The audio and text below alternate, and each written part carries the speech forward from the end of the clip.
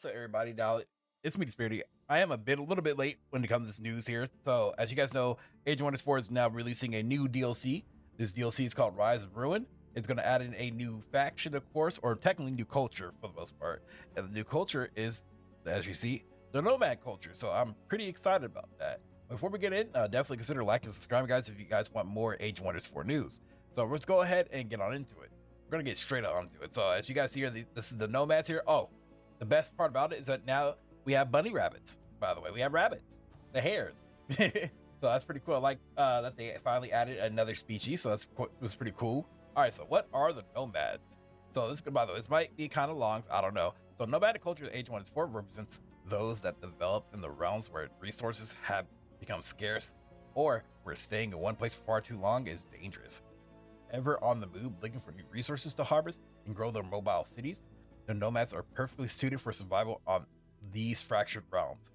Their nomadic nature also means that they can make do with significantly less cities and territory than other cultures, making them well suited for building tall while maintaining a wide presence.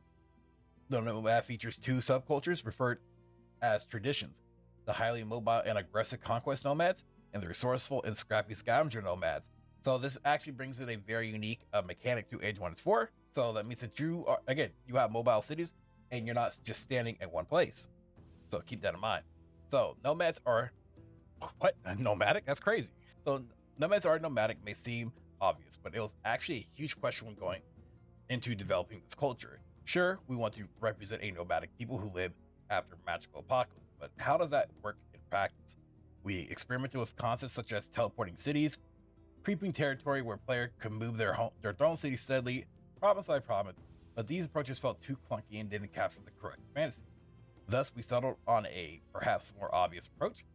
Nomad cities can pack up into a unit and move into to a new location where they unpack and retain all their features. So we have decided that their cities can pack up and move. There is a more pressing question to be answered after this. Why do they move? Given the culture and incentive to move around meant having to deplete resources off the map, something that Age 1 4 normally does not feature at all, as the resource nods and wonders are all infinite. The closest equivalent would have been pickups, and those are never relevant on the city level. The fifth iteration of this incentive was to have nomad cities gain double the income and from resource nods, but each nod would gain a timer which, when it expires, destroys the nod, leaving it depleted and barren. This worked in principle, resulting in uncomfortable pressure for the player, and very awkward math in what the value of moving versus staying behind to get the resources from the last one to two nods would be. The second iteration, which we stuck with in the end, would mean nomad cities collect what is called essence from the nods that they overharvest. Essences attached to the city in a similar way that city structures are, and grant income equivalent to the nod that was harvested, including magic materials. This means that nomad cities gain power the more essences they harvest from nods. So you can kind of get an idea what the nomad city looks like here. So it's pretty cool, pretty interesting. So as you guys see, this is a nomad city harvesting nearby nods. Nomad cities have several aspects that make them unique. Resources and magic material nods and domain of these cities are overharvested over time. Nomad cities can pack up into a unique unit, the city barge, letting them relocate their cities. Nomad cities grow 50% more slowly than other cultures, relying on grabbing territory by moving the city rather than holding a lot of it at once. So overharvesting, as you guys can see right here. So when annexed plus 10 building, a rich vein of full iron. The resource nodes being harvested, duration of 10, and you receive essence of production. So resources and magic material nods in the domain of the nomad cities are overharvested, not use overharvested, and just use like harvested, and then it becomes, if you overharvest, yada yada. When time expires, the city gains and the nod is depleted, becoming ruined. But I get it though. So that becomes a ruined iron deposit. And you can restore that though for 500 mana. I wonder if the nomads can't, because they're or whatever, but other magical races can do that. So essence grants income to the city they are in. Magic material essences also grant the magic material to the city be raised. The magic materials and carrying as essence will be placed back into the map in nearby provinces. Overharvesting can also be rushed by using Imperium. This can be useful when there is a particular nod your city acquired through growth and that you want to harvest for moving on. So the city barge, I like that barge. I do. I really do. When a nomad city is packed up into a city barge, it can be moved around the map like any unit. Once satisfactory province is found, the barge can unpack there immediately, able to claim provinces as its population allows, and able to place special province improvements if it had previously built back in the domain without cost. Though the city barge moves like a unit, it has some unique characteristics to be aware of. The city provides its income minus province improvements, since those are obviously not present, still costs city cap. The city barge also counts as the throne city if it is. Rulers returning from the void can appear at their throne city's barge. Similarly to this can be done for the Rally of the Legions. The city barge cannot participate in combat. Oh, damn. If it is a sole combatant, it is captured without a fight. Wait, whoa. If the city barge is attacked, the combat is fought on a siege combat map city, though it doesn't need to be besieged. I kind of wish, though, that they would create like an actual map for it and have it literally on a barge. That would be kind of cool. I mean, it would be cool. I mean, at least me, honestly. All right, so now we're going on to the first part of the Nomads, which is the Nomadic Conquerors, or at least the first subtype. But Nomad Conquerors are all about aggression, preferring to unpack their cities right on their enemy's doorstep and rapidly taking their territory. Pillaging grants Nomad Conquerors food to grow their cities. These pillage provinces can be annexed by Nomad City, rewarding draft, production, and gold through aggression annexation. On top of this, you of course start to over-harvest the nods in the newly taken province. Take all you can and leave, pretending nothing happened. That's pretty cool. In combat, the conquerors particularly favor mobility. Their culture mechanic, empowering momentum, grants unit momentum for the turn once the unit has moved at least 3 hexes away from where it started. Momentum increases the unit's damage and healing output by 20%. A solid buff to their power, and one that can be activated in interesting ways, since the movement is purely distance, teleporting the unit and pulling them elsewhere, or any kind of movement will allow you to enable this ability. So you can kind of get like an idea what their units look like. Pretty cool stuff there. The Nomad roster was surprisingly difficult to nail down. They focus on mobility, but creating a roster that supports this focus was not easy. Similarly, their art style was something to look to that took some consideration, originally veering more towards the ritualistic, while we pivoted to a more utilitarian theme as we iterated. Conquerors are more akin to the hordes of the steppes or desert raiders. This comes through most of their unique traits, the raider and the champion. I mean, even then, like, I mean, when I think of nomads, I'm gonna keep it a buck. I think of like Middle Eastern, IRL. So I mean, it's pretty cool that they did nail it down. So I like that. And also, camels or scorpions are the next unit as the mount. So makes sense, right? So the tier 1 unit here is the Dune Rider. As you guys can see here, the Dune Rider is a Nomad Culture scout. What makes them unique compared to the scouts of the other cultures is their combat utility. Dune Riders double as range units through their warfare training passive, deal damage equivalent to a tier 1 ranged unit rather than a scout. So you can actually use them as a tier 1 range unit if needed. And then you have the Raider. I kind of wish, like, when I look at a Raider though, even though this is like their tier 1 Raider, right? I gotta keep it a buck again. When I think of like a dual sword unit, with the cover on them, right? The nomadic, theme cover, dressing and stuff. Y'all know what I'm talking about, right? That's what I think of. I don't like, to me, this looks like just a normal Marauder. So I think, like, honestly, they could have done better on this as a thematic, but we'll see more units later on. But yeah, the Raider here is the unique to the Conqueror subculture, functioning as a mobile light shock unit who spreads fire when attacking with momentum and gets rough to slip away. Firing momentum lets the Raider act as an early battering ram against fortifications if needed, striking with Demolisher and igniting the Hex to force the enemy out of position. You should wish to go for a more mount heavy playstyle. The Raider has optional cavalry as well. Then we have the Wind Warrior. Okay, so the Wind Warrior, I think, is more that I was talking about here. All right, so the Wind Warriors are a uniquely mobile unit, but in supported role. Windborne Rescue lets them swap places with a friendly unit, giving them both themselves and the target a slight heal and leaving the Wind Warrior with 1 action point to either enter defense mode or strike a blow against the opponent. This movement swapping allows for a lot of interesting maneuvers in combat, helping units get into range that otherwise wouldn't be able to make it. Rescuing range units who get caught out even just pulling the raider out of melee so they can freely move to a new target where they can make full use of momentum.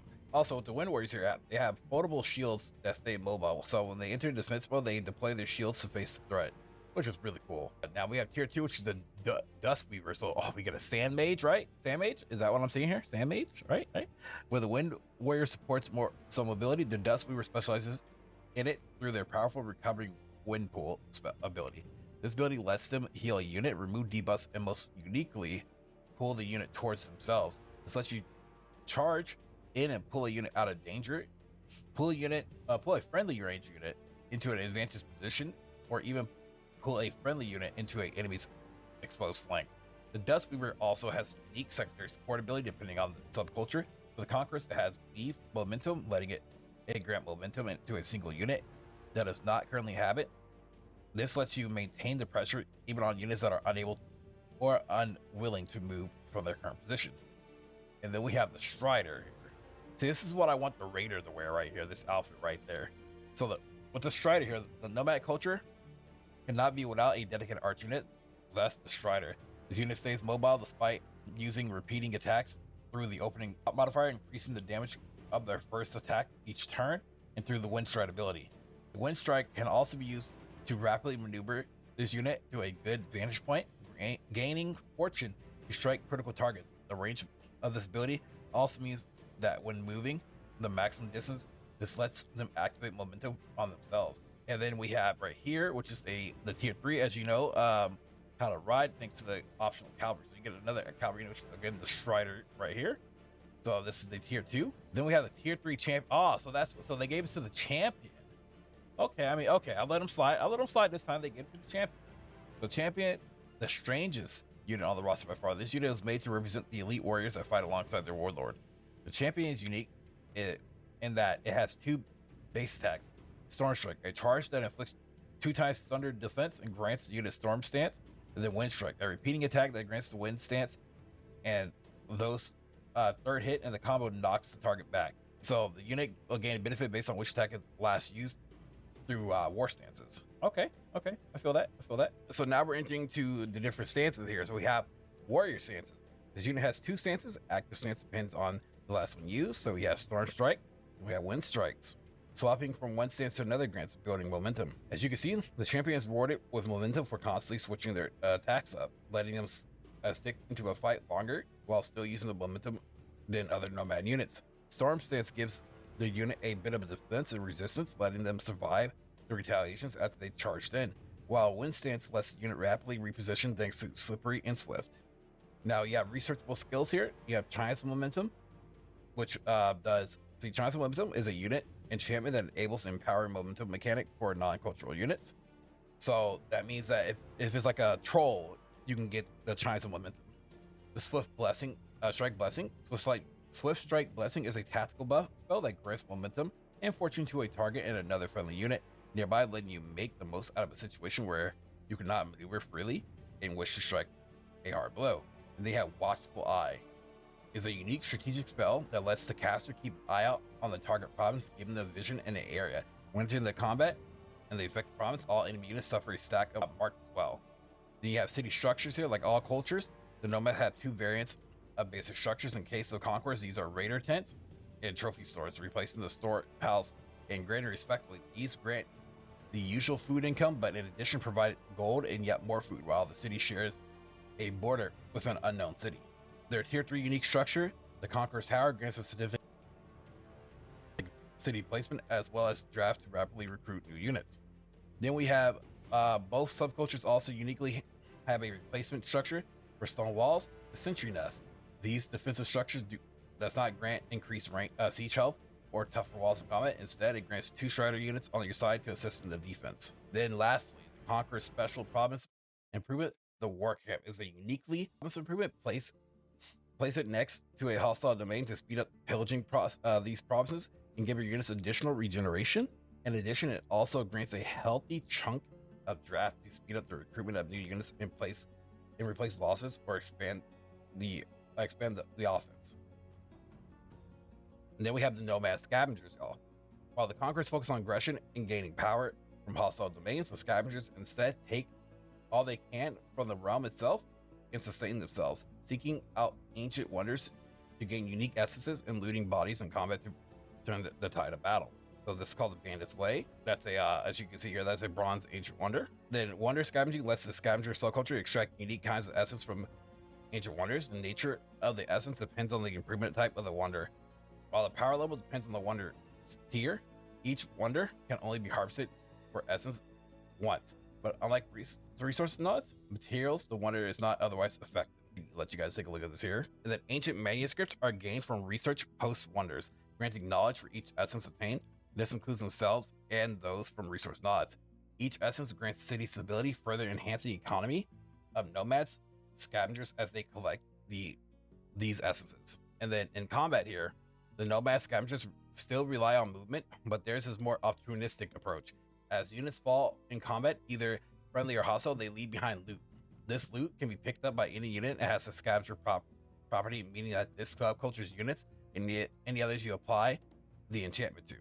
Picking up the loot grants the unit a 15 HP heal and a stack of looted power. Each stack of looted power provides significant power boost to a unit, granting it +1 defense and +1 to resistance, 20% damage on attacks, and 20% healing on support abilities. Stacking up to 5 times, this can be an incredible boost to vital units that stack, though one should of course be wary of putting all their hope into a single unit. And then, what do we have here? The looter here. Okay, the tier 1 looter unit. Instead of the raider conqueror subculture utilizes, scavengers use looter, a tier 1 skirmisher unit which weaves through the battlefield to grab loot and pass it onto friendly units. The catch ability lets them transfer loot power from themselves to another friendly unit and range. Oh wow, that's actually pretty cool. So you can run them in, use that ability, give it to a better unit, and that can protect. And also note that this unit, like the raider and conqueror subculture, can optionally be mounted. Okay, we have the Dust Weaver. Scavenger Dust Weaver does not have the weave momentum. Instead, it has distributing wind. This range ability lets them grab otherwise hard to reach, even inaccessible loot from a distance and give it to the nearest unit. Okay. The Collector, which is tier 3. These ladies are orders of the use variety, powerful polearm units that can push the front line and pick the bones for even more loot. The plow through ability lets them push units back to access loot, even that the unit they push, if attacks collectors, leave nothing wasted, able to generate additional loot power by destroying corpses using dig up. This nicely doubles to help deal with pesky undead or units which could otherwise return from the dead to haunt you, like the Mighty Phoenix. This results in a unit uniquely capable of acquiring looted power and gaining the strength as the battlefield rages on. They are in for a long haul. So then we have the research skills for them. So we have Scavenger's Bags, Improved Remedy, and Empowering Trophies. Scavenger's Bags is a unit enchantment that grants non-cultural unit scavengers, letting them collect loot as well. And Provides Remedy is a combat healing spell that affects all units with looted power, healing them for a relatively minor 10 HP, but more notably cleansing all negative status effects. Spread your loot around your units during a rough battle to make the most out of their unit useful. And last but not least, we have Empowering Trophies. Trophies, a simple buff spell that grant a unit scavenger a stack of looted power. This lets you empower key units where needed early on. Though this spell will have stiff competition from spells that come in as the game progresses, it is a good early boost to the scavenger's whole exploration. And it says, though they share the sentry nest with the conquerors, the scavenger nomads have their own set of structures, which is cool. Scavenger shop and loot armory, handy early boost and growth in addition to regular effects of the workshop and blacksmith, which they replace. Scavenger's Vault, their tier 3 structure, grants a healthy chunk of structure production as well as distributing 3 stacks of looted power to friendly units at the beginning of the combat in the city's domain. And then we have the Scavenger's Camp. Lastly, is their unique province improvement, a mine that grants full impressive gold income as long as it is placed on the adjacent unharvested resource nodes. Keep the city moving to fresh locations to make the most of this. So with the outro here, the Nomad Culture is a unique challenge. This dev diary cannot really do immense work of the coder to make this culture work justice, nor the iteration design of hard work from the art team. Though this will be more from them in the future diary, we have arrived at something truly new and exciting, and hope that you look forward to the arrival of the Conquering Hordes or the Scavenging Wonders. All right, so I really feel like this whole entire subculture is pretty cool. I mean, it is a really unique subculture, which adds, a lot of great gameplay. I think a lot of the updates the Agent was for improves on the gameplay tremendously, and I can appreciate that. So I'm really excited to kind of get to not well. I'm excited to get into this DLC, kind of figure out on how the Nomads work in its true, like kind of true power in a sense, or true form. But you guys let me know what y'all think in the comment section below. What do you guys think of the Nomads here? Do you guys like the concept? Yeah, you guys hate the concept? Yeah, let me know. So thank you guys all for watching today. Do appreciate that. If y'all enjoyed it, as always, like it. And you guys have a good one. Peace out, y'all. If you guys enjoyed this video, please leave a like and also hit the bell notification down below. Thanks for watching.